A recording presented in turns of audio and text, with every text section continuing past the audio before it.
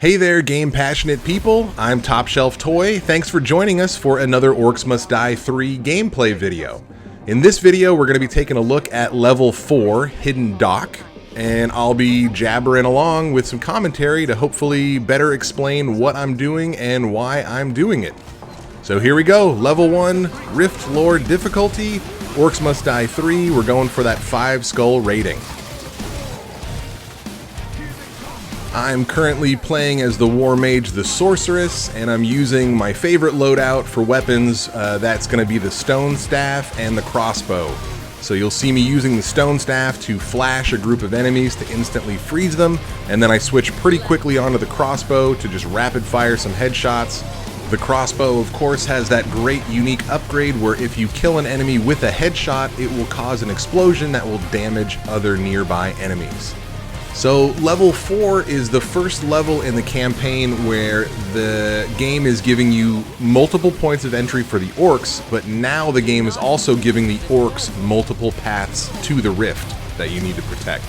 So a lot of times you can just funnel them into a bottleneck that's already sort of created, but in this level, as you can see, there are 2 different doorways that they come through, and each doorway has a very clear kind of hook shape down to the Rift itself. If you look in my upper right hand corner, you can see the heads-up display map, which is pretty handy. I'll be using that a little bit in this level because a few of these stragglers will get through the kill box that I'm trying to set up for them. This is probably a good time to start talking about the loadout before we get too far into it. I've already told you about the Stone Staff and the Crossbow that I'm working with. Those are highly effective weapon combinations, but there are many others to be found and experimented with, so don't feel like you have to only use those 2. These are just my favorite. Instead, let's talk a little bit about the 3 traps that I'm going to be using in this level pretty abundantly. So you may have seen the first trap to be set down is the Brimstone. It's basically like hot coals that they have to walk over. I really love the Brimstone, and I've got the unique upgrade that reduces its cooldown. The next trap I have set up is the Shock Zapper. It's basically like a bug zapper for Orcs, and it's awesome. I love the Shock Zapper. The unique upgrade I'm working with on this particular one is that the kills that the Shock Zapper make trigger explosions damaging other enemies, similar to the crossbow kills. You may have already noticed that I don't have any barricades in my loadout, and the reason for that is one particular enemy type that is in abundance on this level, and that's the Cobalt Sappers. Cobalts are these little small rat-looking like lizards that the Orcs have on their team, and they will occasionally sprint out onto the playing field and run right for the Rift. They're tiny and they're hard to see, and a lot of times they sneak past defenses because they're so fast, the traps don't have enough time to react and kill them. Cobalt Sappers, on the other hand, are kobolds with bombs strapped to their back, and instead of charging for the Rift, they charge for the first barricade that they see and destroy them. Those big explosions back there, that's me hitting a group of them. Thankfully, it causes a chain reaction and you can get them all pretty fast, but if they get through and you have a defense that is highly reliant on barricades, they can be a real pain for any War Mage in Orcs Must Die.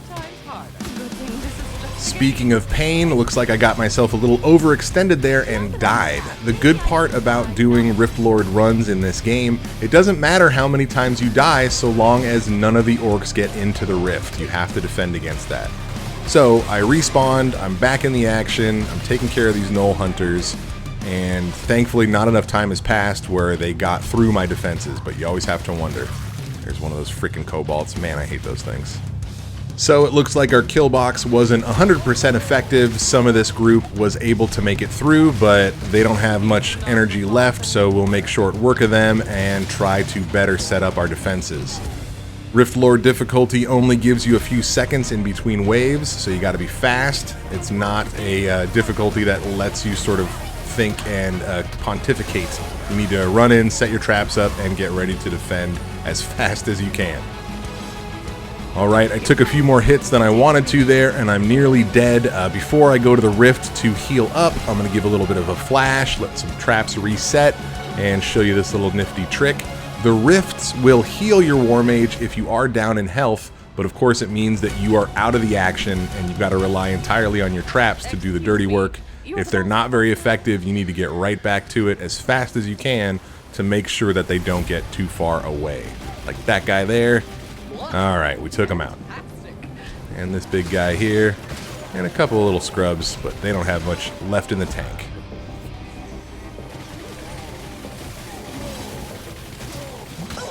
Alright, looks like there's a little bit of a break once that archer goes down, so let's lay a few more shock zappers up there.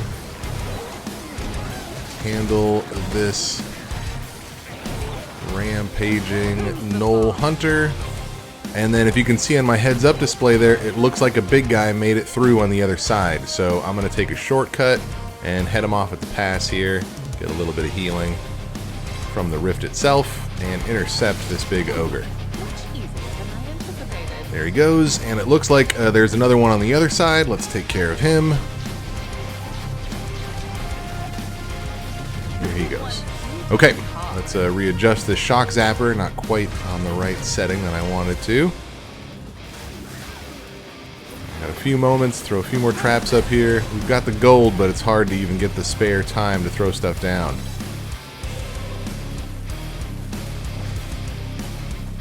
Nice, that's a whole lot of bug zapping, or orc zapping set up there. And now I've got enough of the initial trap set up that I'm going to start laying some of the deep freeze walls up. The deep freeze wall has a couple different potential unique upgrades. One of them makes it shoot acid, but the one that I like is one that extends its range, and that's the one that I'm working with here. One of the things I adore about the deep freeze wall is that it not only freezes people, but it freezes multiple people in one blast.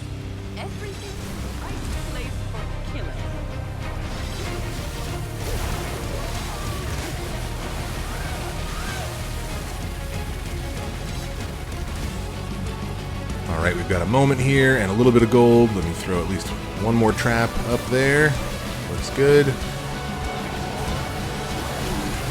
The scary thing about the brimstone, as you might have noticed, is that when the enemies are affected by it, they tend to speed up a little bit. They kind of run far forward, just like I probably would if I was forced to walk on hot coals. I'd be trying to get off of them as fast as possible. Chasing down the big guy that got through the traps. There he is, the mountain troll. Get out of here. Watch out for the Gnoll Grenadier's grenades. They are powerful, but not super strong.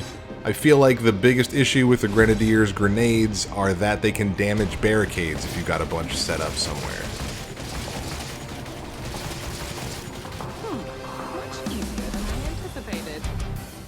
One more down, but it does look like there are a few who have made their way through the kill box and now have to deal with me, the War Mage. Thankfully, the way that this level is set up, if they do get through the kill box, if you set it up pretty close to where they enter from, they still have a lot of ground to cover to get to that rift. Alright, the next and final wave, 6 out of 6. We got 3 minutes to take them out. Should be doable. They have a lot of obstacles to get through. Let's throw a few more up just to improve our chances. Stupid Gnoll Hunters. Get them out of here. Now we're going to do our best to keep them stuck up here. Of course, we know if they do get by, it's not the end of the world. We just need to make sure that we can take them out before they make it all the way to that rift. Keeping an eye on our heads-up display there. The mini-map is a great help for certain levels like this.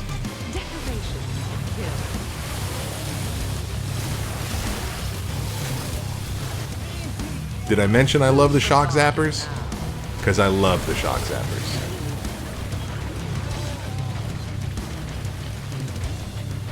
Taking a lot of damage. Let's do some healing.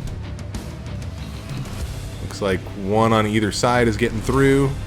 Usually at this point it's only the really heavy enemies that have a lot of stamina and energy that can make it through, because you've got enough traps set up that the little guys just get chewed up before they can become anywhere near a threat for you, if you're doing things right. Alright, just continuing to play defense. Looks like there's only a few folks left here.